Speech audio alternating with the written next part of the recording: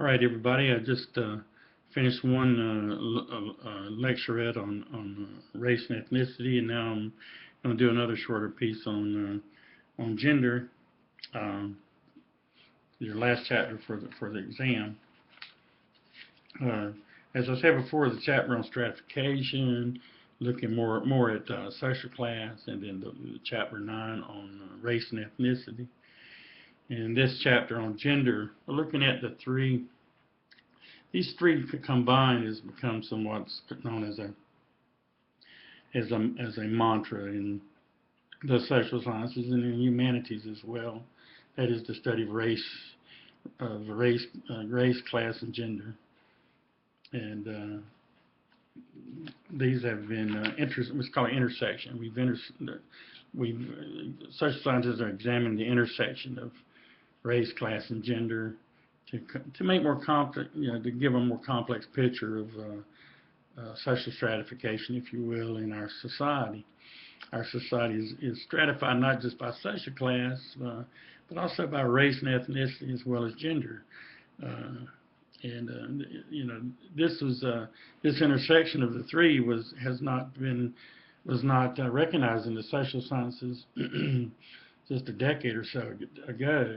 Most of the earlier research in stratification was basically just along class lines.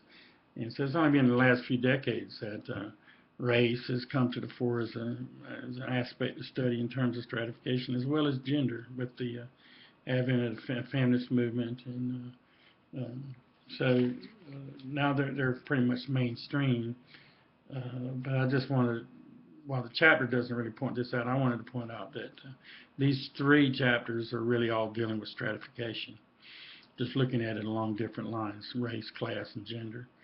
So this last chapter in our study of social stratification is gender.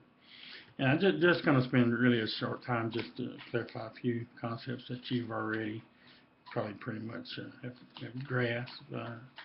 But we do make a distinction between sex and gender. Sex is a biological concept, and it's based on primary sexual characteristics.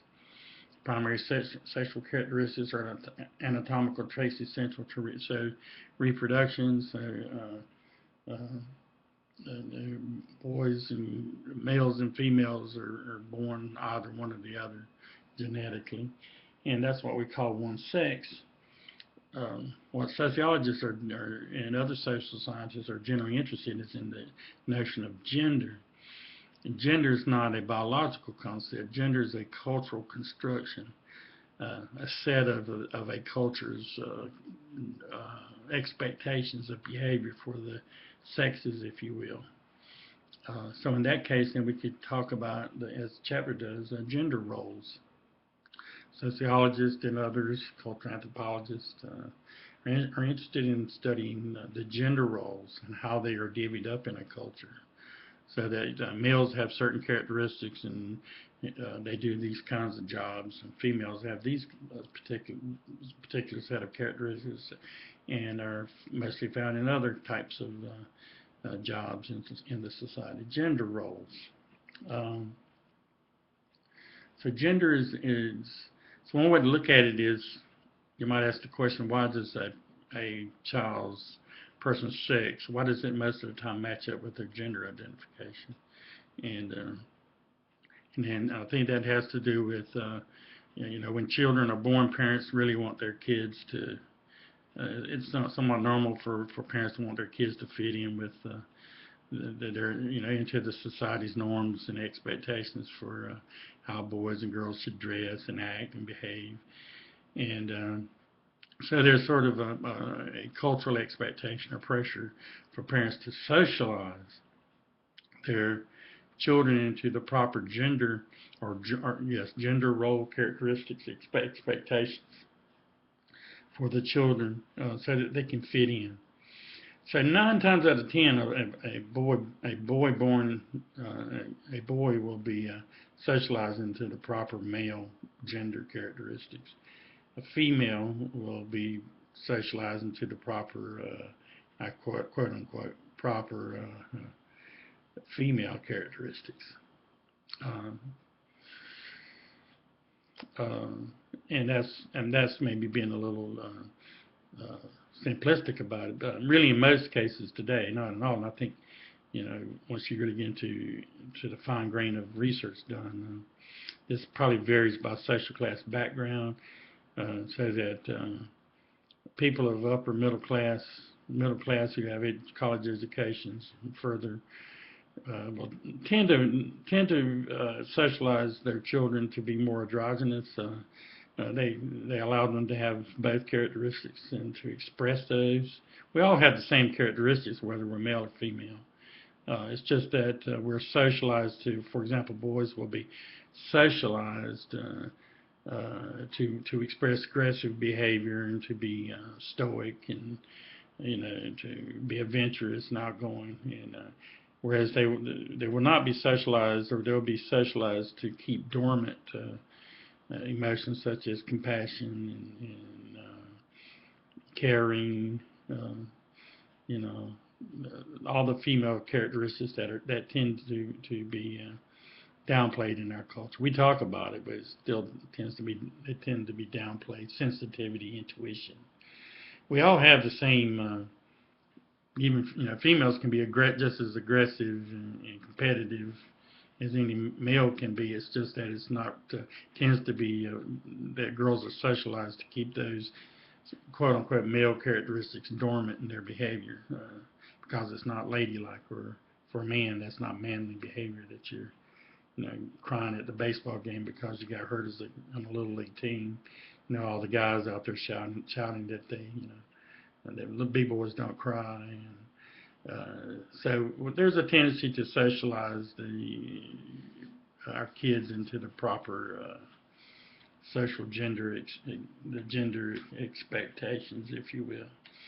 And it talks about some other, the intersexed. And the intersexed is a broad term used by the medical profession to classify people with some mixture of male and female biological characteristics. Transsexuals, people whose primary sexual characteristics do not match the sex they perceive themselves to be. So the intersex sort of puts in check the notion that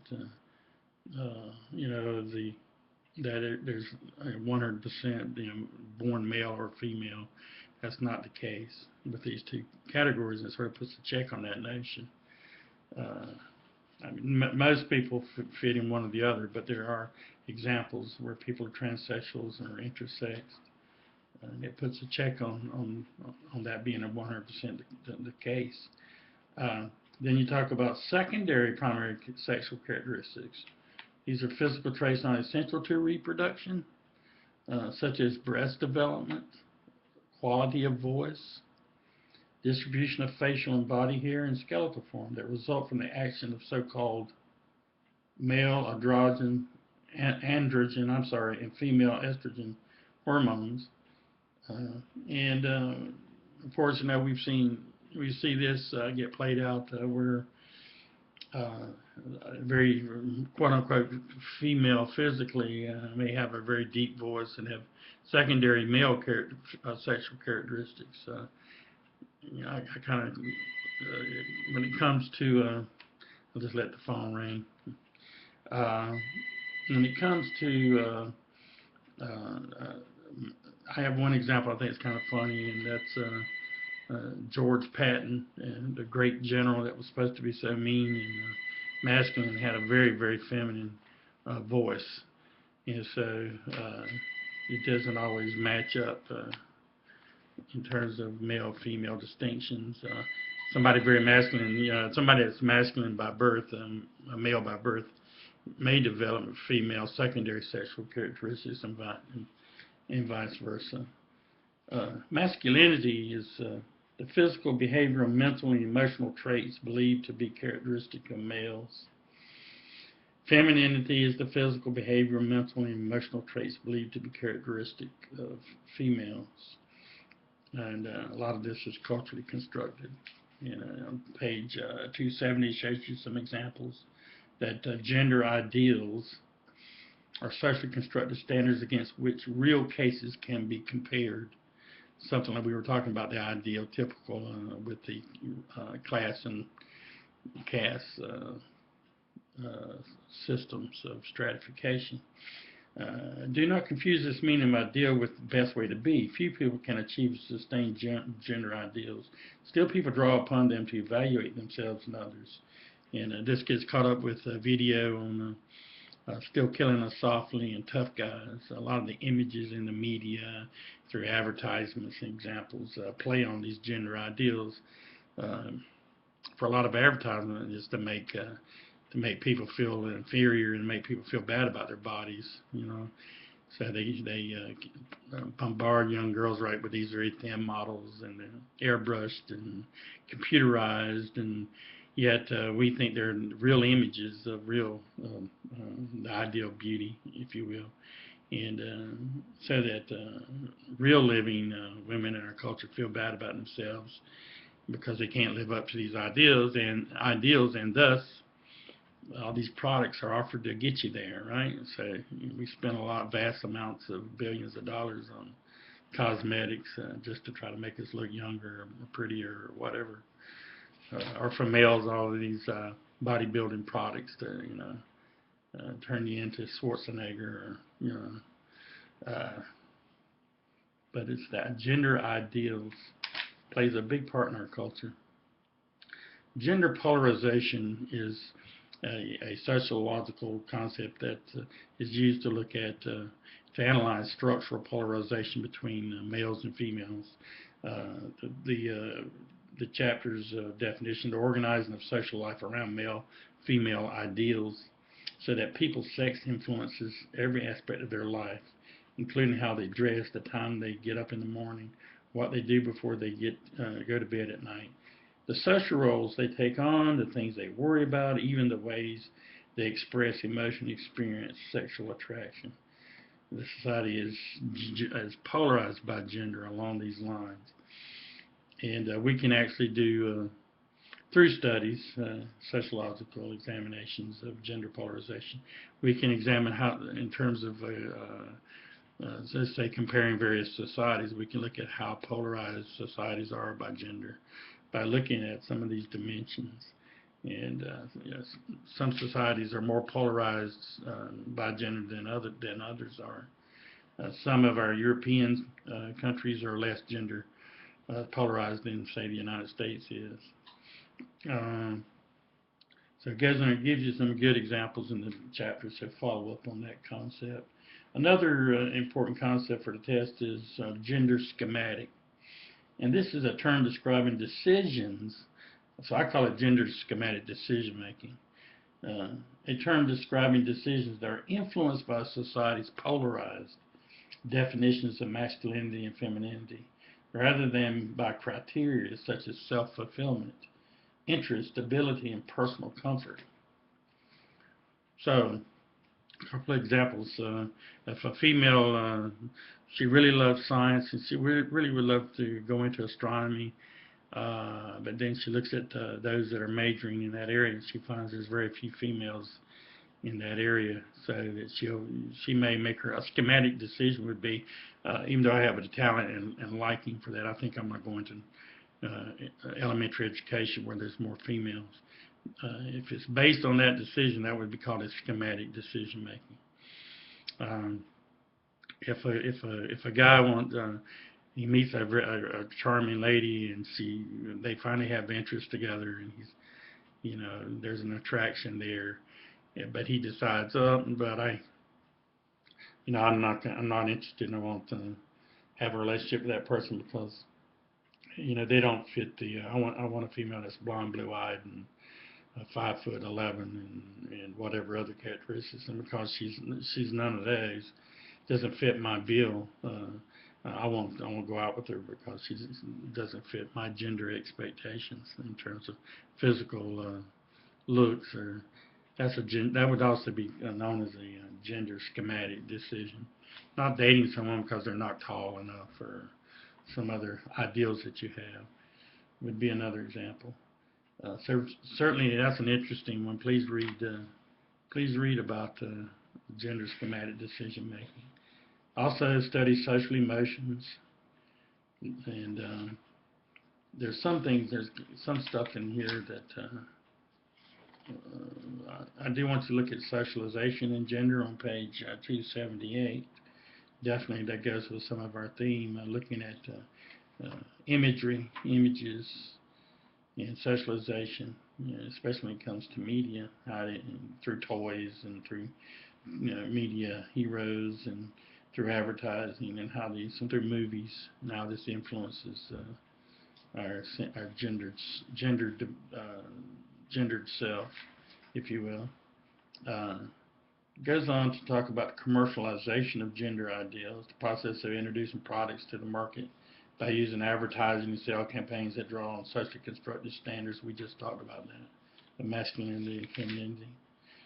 One I like to, we spend some time with in class is page 282.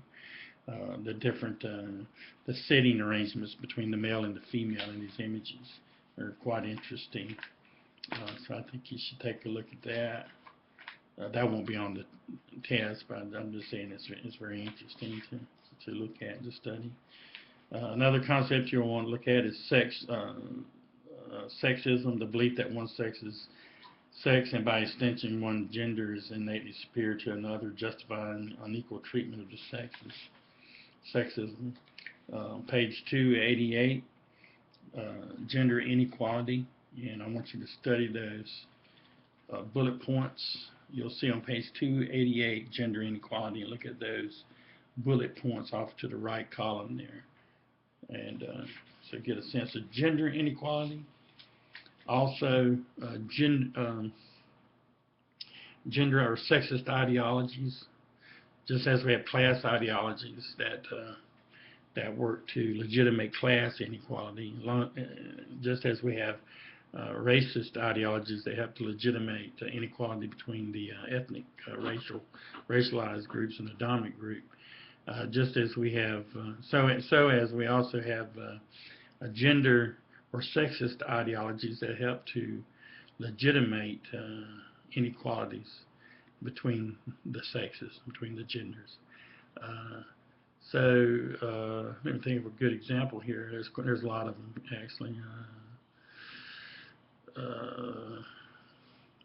Well, there's one that before 1900, right before 1900, up to 1900, there was over 1 million factory jobs that were filled by females. So there was over 1 million.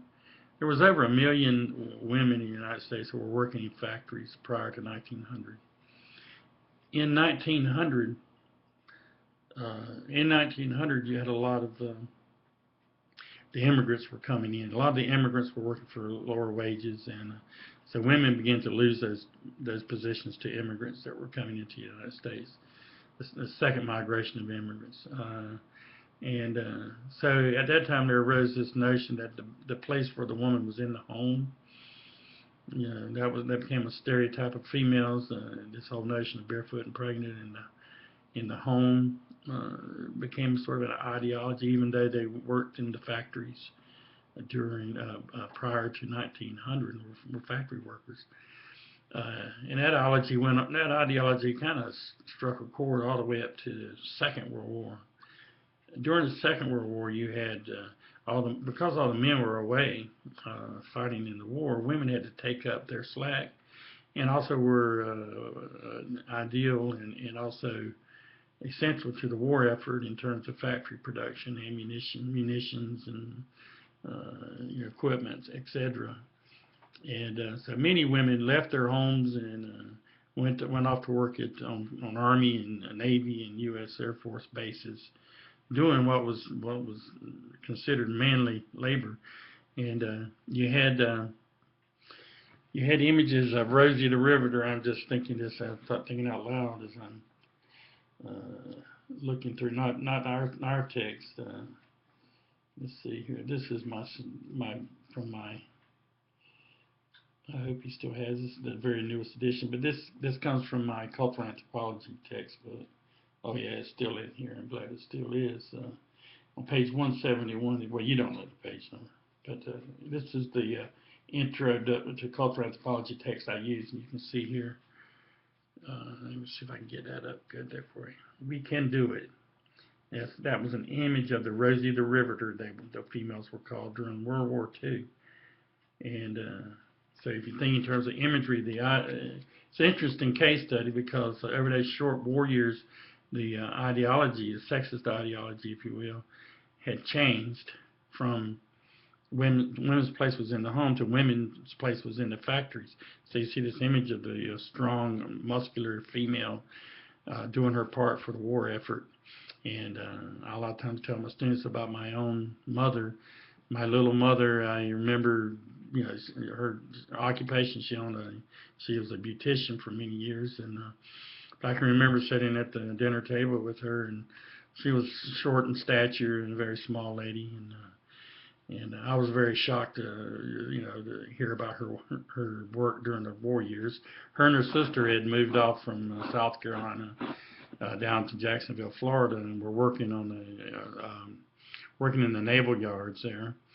And her job, she was a welder, and I was just floored by the fact, and trying to cognitive dissonance, trying to see my mother as a welder, hanging off the side of a battleship on a wooden platform with a heavy mask on her face with this heavy welding gun, if you will, and